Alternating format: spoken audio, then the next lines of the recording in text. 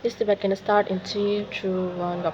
Good afternoon, honorable panels and everyone present today. So today we stand firmly on the side of the proposition under the motion. This House regret the moralization of the right way to live in the public discourse. So panels, I believe that the moralization of how people should live has done more harm than good in shaping our society. Instead of giving people freedom to pursue happiness, it trapped them in rigid standard, create unnecessary guilt and shame on the full discrimination panels.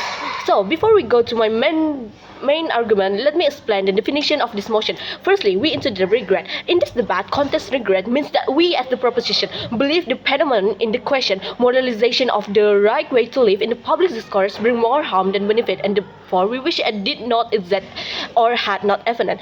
Second, moralization, the act of attaching a moral value or judgment to certain lifestyle or personal choices as saying this way of living such a moral right and the other are wrong.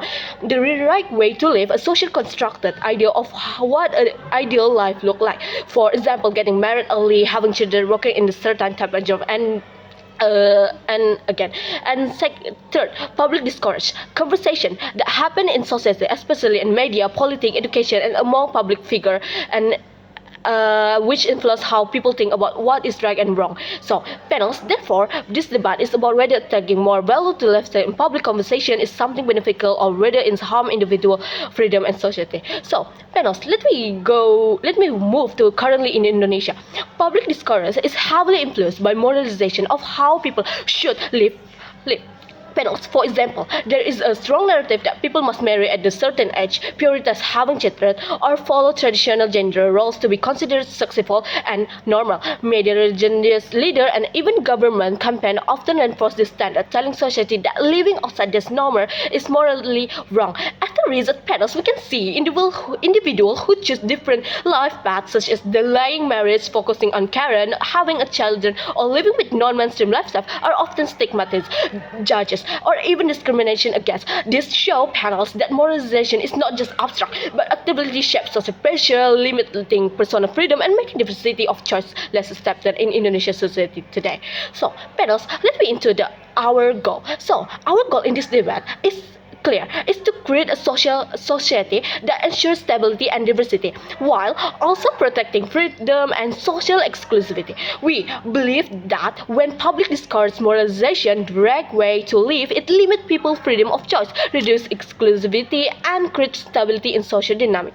By regretting this moralization, we want to establish a healthy environment where diverse lifestyle are respected and individual can live without unnecessary social pressure. So, panels, this is our goal and definition of this motion. So let me go into my first argument. So my first argument directly harm people mental stability, especially the younger generation. So panels, when society constantly impose more judgments such as saying that success only comes from following one path, example being a doctor, marrying early, or living modestly according to certain culture standard, panels, individuals feel pressure to conform. This leads to high level of anxiety, fear of judgment, and even shame if they not meet those expectations. For example, young people who are still in the process of forming their identity, the stigma can cause real mental health issues such as low esteem, social withdrawal, and depression. So, panels, let me see that example in Indonesia. We can see how young people who choose creative career, delay marriage, or have different lifestyle preference are often stigmatized as rebellious or not following this right path. For instance, many students face stigma if they don't pursue high-paying or prestigious job, even if they are successful in other creative or entrepreneurial fields. This shows how moralization doesn't create a guidance, but instead impose social pressure. Panels. Before such a moralization become dominant in public discourse, individuals had more space to define success based on the personal goal and value.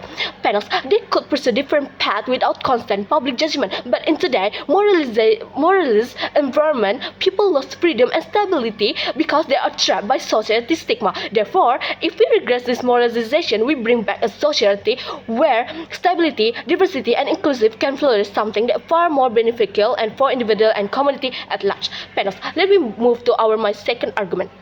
Moralization of the right way to live create deeper inequality in society. So, panels, because it imposes the same rigid expectation on people with the very different social and economic background. When public discourage moralization certain lifestyles, such as the idea that people must marry young, buy a house before a certain age, or have a children regardless of their financial capacity, it ignores the structural inequality that people face. Individuals who do not have the stable economic condition end up being pressured to make decisions they cannot afford, which is worsen the situation panels. Instead of helping them improve their life, moralization put them in cycle of poverty, stress, and social exclusive. Panels, let me take in Indonesia, for example, many young women are pressured into early marriage due to social stigma, even when they have not yet achieved financial or educational stability. This often results in high risk of economic hardship and limited opportunity for personal development. On the other hand, panels, people from wealthy families can be more easily fulfilled this moralized expectation, which show how moralization does not reflect fairness but instead reinforces inequality. Panels, before this kind of moralization dominated public discourse, individuals had more room to make life choice based on their actual readiness and capacity. But once moralization set rigid standards, people with fewer resources are unfair judges and pushes into making harmful choice, while only the privileged can succeed under this expectation. Panels, therefore, regretting this moralization is crucial to create a society that values exclusivity and fairness, not one that reinforces existing inequality. Panels. At the end, we have shown you why moralization is called right way to live. In public discourses, it's harmful. First, it damages mental stability because individuals, especially the younger generation, are pressured by rigid standard and stigma, making them feel like failure if they not follow the same path as everyone else. Second, it creates social and economic inequality because not everyone has the same financial or personal condition, yet they judge ashamed for not achieving what society defines as the right life. What this debate is really about is freedom, exclusivity, and respect. When society moralizes life choice, it reduces diversity and silent alternative way of living that are just valid. Our goal is clear. Panels, we want a society where people are free to choose their own path without fear of stigma or judgment, where mental health is preserved and where exclusive is celebrated. So, for all these reasons, we proud to propose. Thank you.